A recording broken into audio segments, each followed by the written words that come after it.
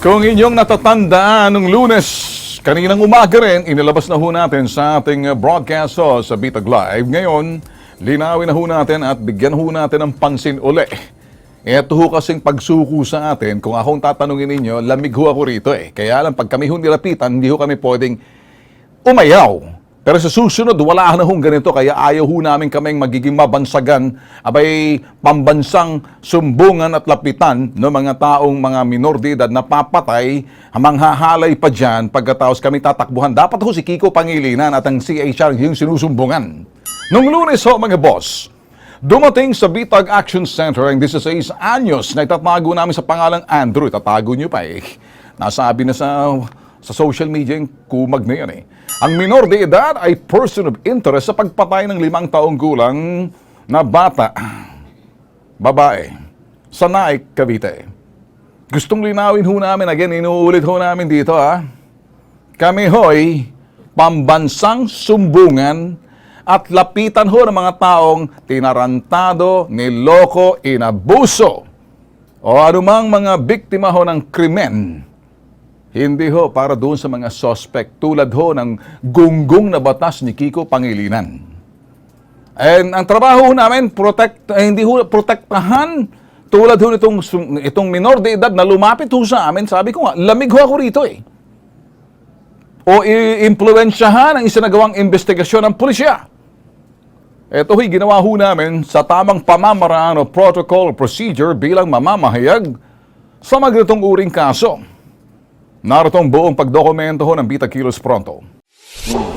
Ano bang krimen nangyayari dito? Pinatay po yung 5 years old, tapos nirape daw po. Ang sabi po yung mga pulis na patayin daw po, patayin. Kaya po, lumapit kami dito para po isurrender siya ng voluntaryo para magkaroon po ng assistance para sa kaligtasan niya. Tinanong mo bang kapatid mo kung ano nangyari? Opo, tinanong ko po siya. Anong sabi ng kapatid mo?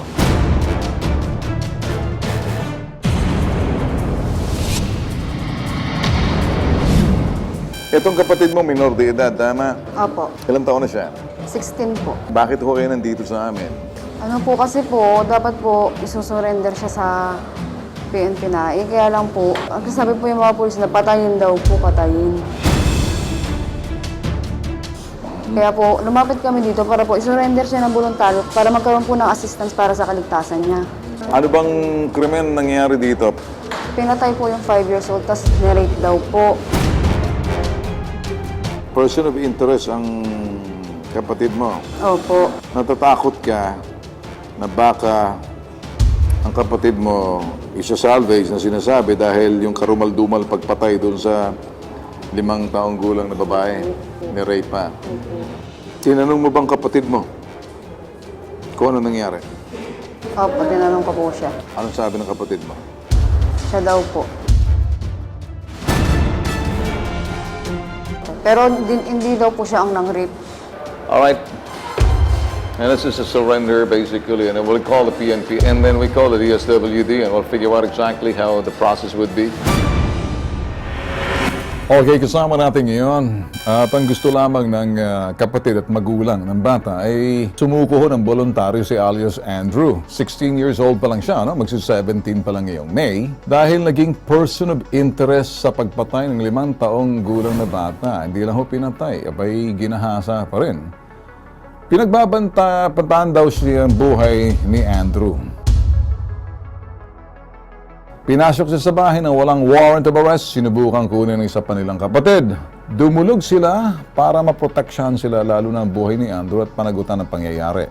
So tandaan, si Andrew ay 16 years old. Protektado ho siya ng ating batas, kaya't siguro magiging maingat tayo rito.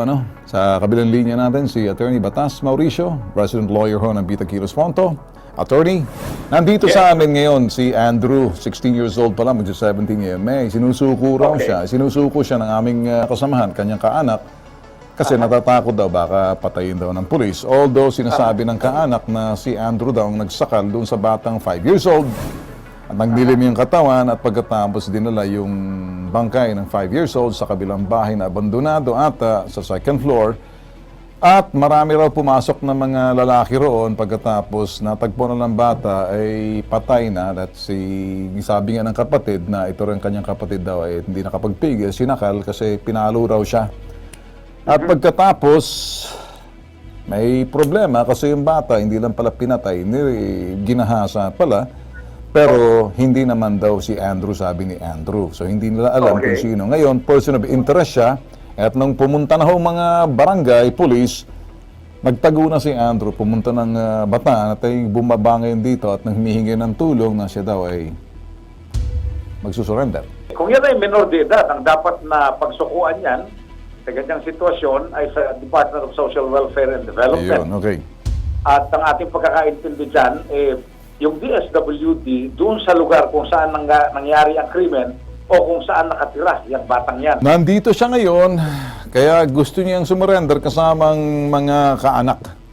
At napili nga kami sa Bitag Kilos Frontong Lapid. Well, yan ay pagpapakita lamang ng tiwala ng akusado dyan, ng bata at ng kanyang mga kamag-anak sa iyo, Ginoong Tulfo, mga sa Bitag Kilos Fronto. Maaari naman po tayong kumilos upang masamahan siya doon sa DSWD. Hindi ko lang po matiyak ngayon kung ganitong oras na ng hapon. Ewan ko lang kung may taga-DSWD pa na po pwedeng i-turn over yung batang yan. Okay. Sige, attorney, tumawag lang kami para kumuha ng advice sa inyo nasa process. Right. Okay. Kaya para maging malinaw. Siguro din magagawa namin na tumawag na rin sa DSWD para sa ganon to see baka may magawa sila habang madaling panahon. Kasi minor de edad to eh. Hindi ho matibay yung pag-aamin ho sa amin na ako huy nang hindi nag-interview pagkos pinatatanong ko lang doon sa kanyang kaanak na umaamin naman yung bata na walang abogado. Pero kaya ngayon, sa anong paman, kinakailan pa rin ang gabay ng DSWD sa jurisdiction ng DSWD. Yan hong batas. Gagawa kami ng paraan na matawagan ang sino man sa DSWD. Ang sa ganon, ito naman ay ma-turnover siya at para magkaroon ng sinasabing investigahan kasi sa jurisdiction siya ng DSWD para ipalam na rin sa police. Okay?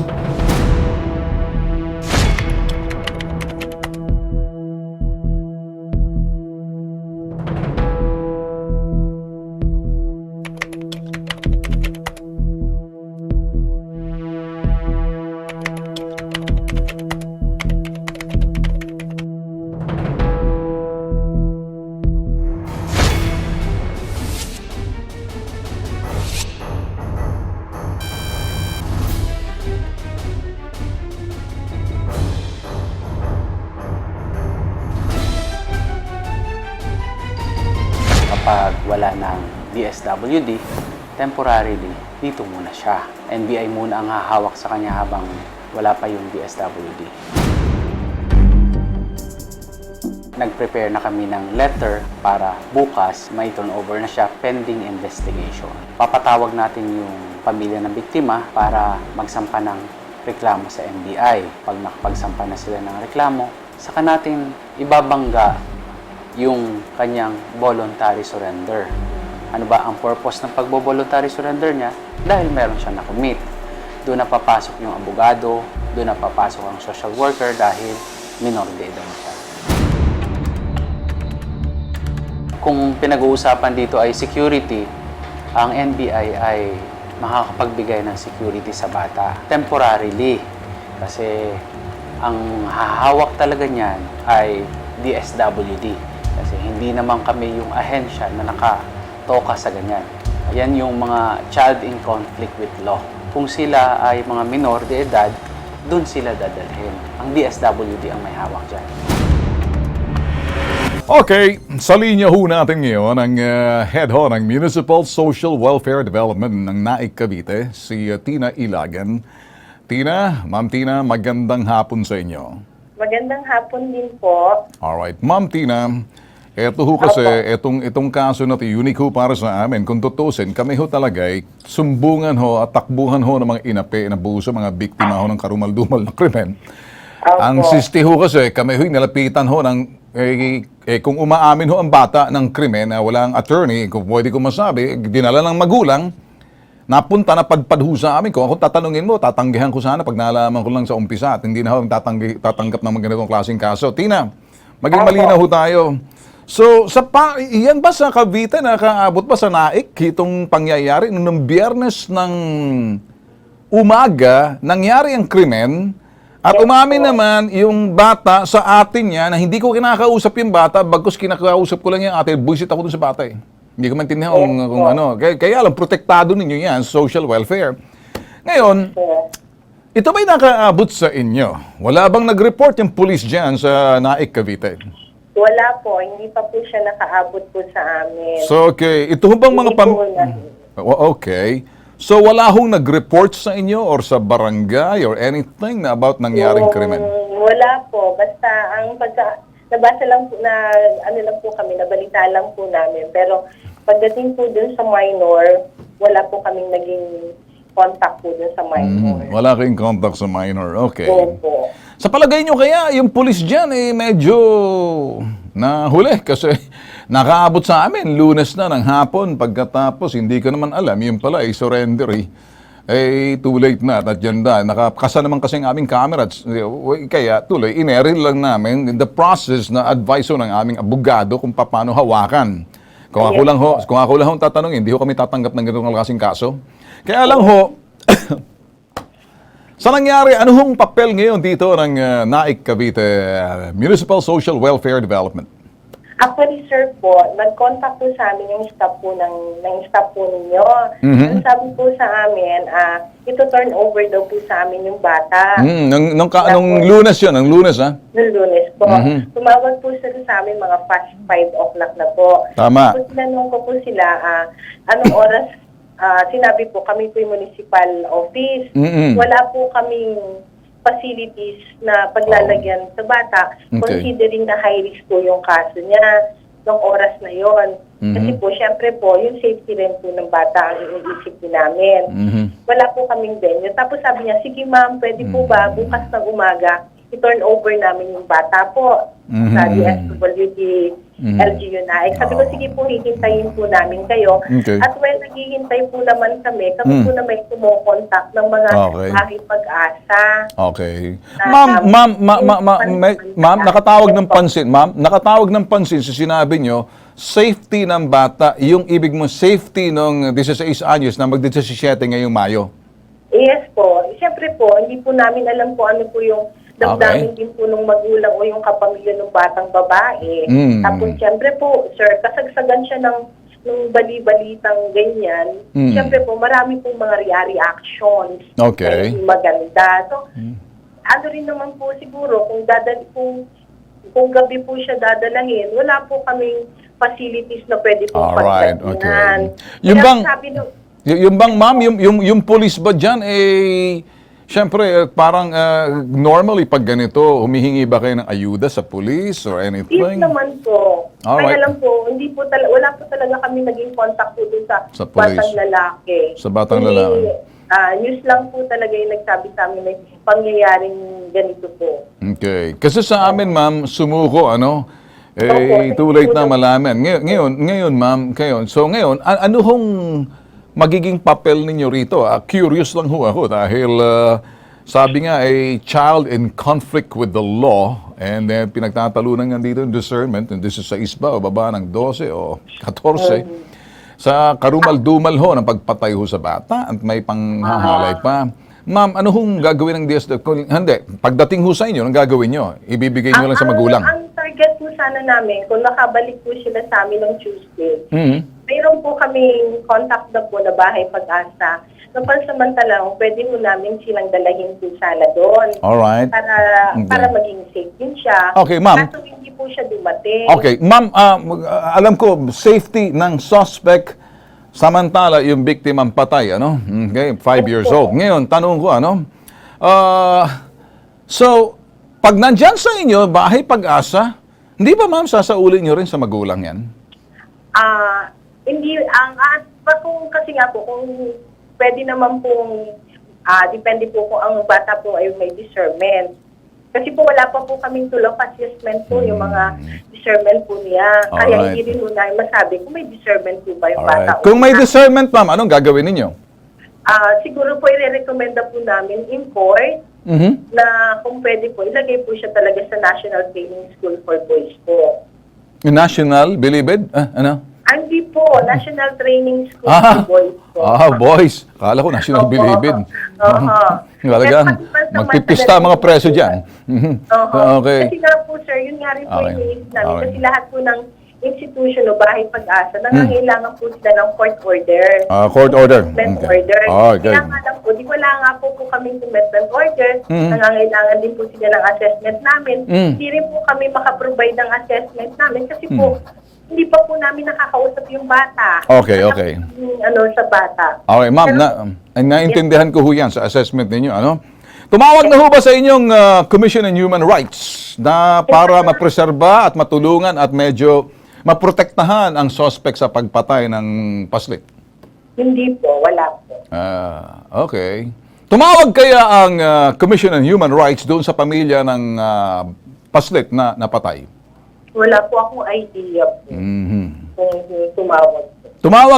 Tumawag ho ba kayo kay Kiko Pangilinan na siyang may utos doon sa sinasabing gunggong na batas na yung sa mga kapara child in conflict with the law, kaya dumadami ngayon mga kriminal ng mga batang pumapatay nila, tapos sasabihin walang discernment, kulang-kulang.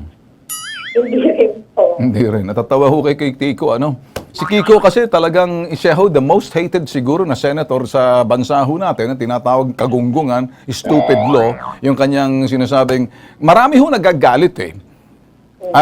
Kaya ho kami nagtatanong lamang kung hanggang saan. Kasi kung sakaling may discernment, so ilalagay siya doon sa sinasabing, parang bahay kalinga ng mga bata. Nag-recommend po namin po sa court na ma-recommend po siya na malagay po siya sa institution. Anong klaseng institution yan? National Training School for Na Boys. training, po. okay. Para po sa mga Mga gaano kaya katagal yung maximum na siya ilalagay doon? Depende po sa performance po ng bata po. Halimbawa, nag-perform siya, nagpakabait siya ng 2 o 3 buwan. Depende po sa social worker po yung assessment po sa kanya. Okay. So yan ba isasauli doon sa kanilang magulang? Yes po. Sasauli po siya sa magulang po kapag po kung sa palagay po nila ang bata po ay naka-recovered po. Okay. Ang magulang ba, ma'am, ipapasok doon sa National Training School for Parents? Meron ba? Wala pa po tayo nun. Wala pa ba? Kasi hindi ba dapat mananagot ang mga magulang ng mga batang kriminal? Mayroon po silang civil liability sa mga magulang. Kailan ho mangyayari yan? Maaari po sila makipag-usap po dun sa pamilya po ng bata kung ano po yung mga pwede po nilang magawa po nila as civil liabilities po nila. Liability nila. Siyempre, iba ho yung magulang. Magulang ho Kaya ako, ang magulang ho ng namatay na bata, hindi ho, ganun ang hinihingi eh. Kumbaga, pataba sa lupa siguro. Ang kalang gusto fertilize siya. Ayun po yun. Ma'am, pasensya na ho kayo. Kasi marami hong nagagalit ngayon sa social media. Pamilya ho ng isang, sabihin na ho nating simbahan. Naintindihan ko yung kanilang sama ng loob, ang iyong anak na babaeng namatay. At anong klaseng hustisya makukuha mo dyan sa batang sasabihin siya'y kulang-kulang nang matapos siyang sakalin, ay ba'y tumakas pumunta ng Bataan. Nagpalamig muna roon. At saan naman kadahilanan kung bakit ako napili itong kulang-kulang na to, na wala na akong magawa, kundi parang tumulong, hindi na ho. Minsan lang ho ako madalat, dalandala na ho. Kaya ako'y panawagan ngayon pa lang, kung kayo'y mga magulang at anak ninyong gumawa ng katarantaduhang krimen, huwag kayong lalapit sa patusin ko sa mukha ninyo. Lumapit kay Kiko Pangilinan. Doon kayo pumila sa bahay ni Kiko Pangilinan. Pumunta kayo sa CHR, pumunta kayo sa GMA7 at ABS-CBN. Doon kung pag-uusapan ay mga exclusive sa kanila niyan. Dahil kami sumbungan ng mga inabuso, niloko. Walang kalaban-laban. Ngayon, ba't napunta sa amin, di ko maintindihan kung bakit kami napili. Dapat yan ho, ma'am. Si Kiko ho ba, tumawag na sa inyo, Kiko Pangilinan. Alamin kung anong nangyari. Hindi po.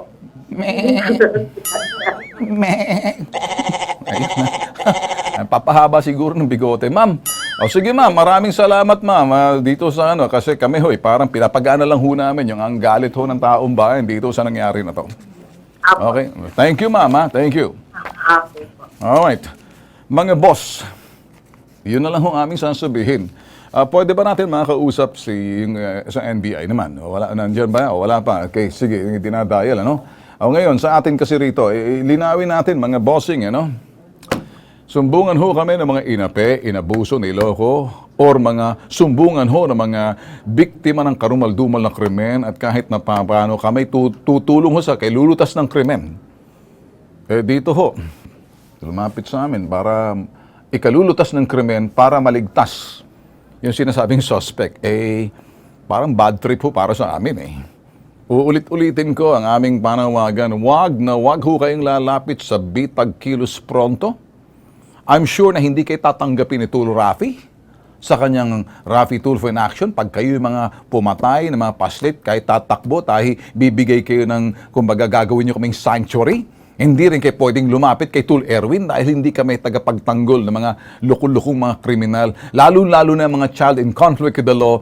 Andyan, hanapin ang bahay ni Kiko kung saan siya nakatira. Doon kayo pumila pag hindi humabay yung bumigat yung kanyang eye bags sa mata niya. O di kaya pumunta sa CHR or sa mga istasyon na kung pwede niyong lapitan, wag ho sa amin. Sa susunod, please lang pakiusap ko. Maawa na kayo sa sarili niyo. Kasi isusuka ko kayo Walang pakundangan. Isusuka ko kayo. Ngayon, ito ho'y kasalukuyan sa NBI. Tama? At pagkatapos, anong gagawin? Ibibigay sa DSWD. Wala namang pasilidades. Iuisa sa uli sa magulang. Ang magulang wala rin. Babalik sa NBI. Sa NBI, wala rin silang restriction. Siguro ibalik doon sa pamilya ng napatay. Para nang sa ganun, tabla-tabla na lang.